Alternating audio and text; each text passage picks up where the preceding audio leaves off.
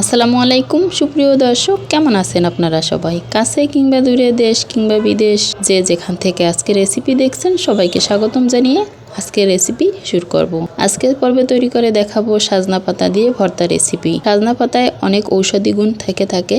কোষ্ঠকাঠিন্য থেকে অনেক রোগের উপকার পাওয়া যায়। এখানে সাজনা পাতাটা আমি হাত দিয়ে এভাবে ছিঁড়ে প্রসেসিং করে নিব, দেখে হয়তোবা নিশ্চয়ই বুঝতে পারছেন।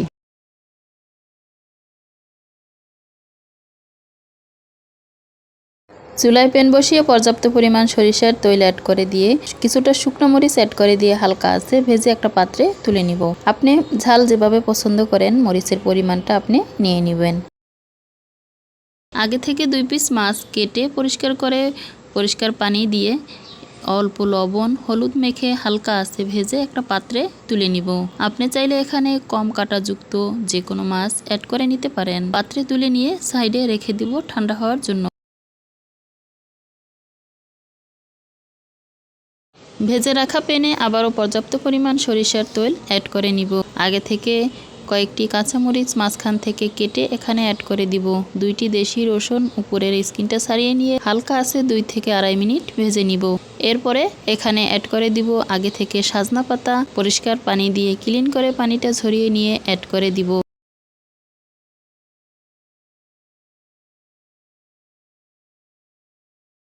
স্বাদ মতো লবণ অ্যাড করে দিয়ে ঢাকনা দিয়ে ঢেকে রান্না করে নিতে হবে 3 থেকে 4 মিনিট। এ পর্যায়ে দেখা যাবে শাকের পরিমাণটা কমে আসবে এবং সেদ্ধ হয়েও যাবে। দেখতে পাইতেছেন ঢাকনাটা তুলে নিলাম। এবার আলতো হাতে নাড়াচাড়া করে সমস্ত উপকরণ ভালোভাবে মিশিয়ে নিয়ে আবারও ঢাকনা দিয়ে ঢেকে দিয়ে চুলার আঁচ হালকা টু মিডিয়াম আঁচে রেখে রান্না করে নিব আবারও 3 থেকে 4 মিনিট।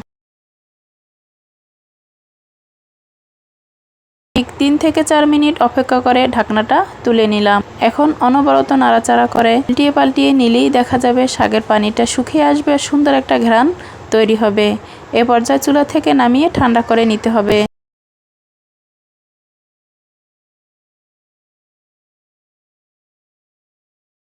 সমস্ত মাছ থেকে কাঁটাটা এভাবে ছাড়িয়ে নিয়ে এরপরে সাইডে নিয়ে নিব। যে যেখান থেকে আজকে রেসিপি দেখছেন, আপনি যদি আমার চ্যানেলে নতুন হয়ে থাকেন তবে আমার চ্যানেলটা সাবস্ক্রাইব করে বেল আইকন অন করে রাখতে পারেন, যাতে আমার নতুন ভিডিও সবার আগে আপনার কাছে পৌঁছে যায়। একটা লাইক ও কমেন্ট আমাকে নতুন আরেকটা ভিডিও বানাতে উৎসাহিত করে।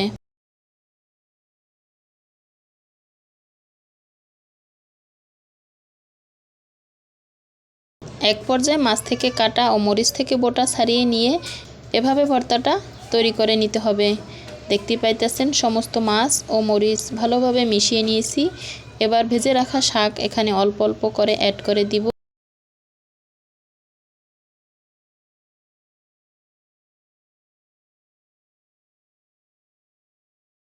সাজনা পাতার ভর্তাটা অনেকেই অনেক রকম করে থাকে, তবে আপনি এই পদ্ধতিতে একবার হলো বাসায় ট্রাই করে দেখতে পারেন। খুবই লোভনীয় ভর্তাটা, খেতে কিন্তু অসাধারণ।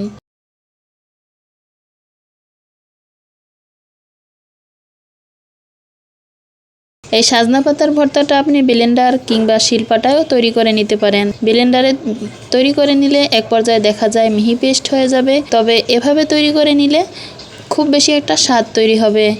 দেখতে পাইতেছেন অল্প অল্প এখানে ভেজে রাখা শাক অ্যাড করে দিব আর ভর্তাটা তৈরি করে নিব। দেখা যাবে এক পর্যায়ে আঠালো একটা ভাব তৈরি হবে এবং ভর্তাটা মাশাআল্লাহ লোভনীয়ভাবে তৈরি হয়ে যাবে। আপনাদের মনে একটা প্রশ্ন থেকে যেতে পারে যে আমি এখানে ভর্তার সাথে পেঁয়াজ অ্যাড করি নাই, সবশেষে আমি পেঁয়াজ বেরেস্তা অ্যাড করে দিব। পেঁয়াজ বেরেস্তা করে অনেক দিন সংরক্ষণ করার জন্য নতুন ও সহজ টিপস আমার চ্যানেলে ভিডিও দেওয়া আছে, সেখান থেকে দেখে নিতে পারেন।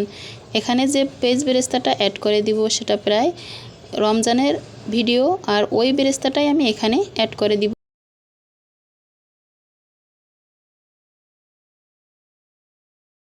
এক পর্যায়ে মিহি একটা সুন্দর পেস্ট তৈরি হয়েছে।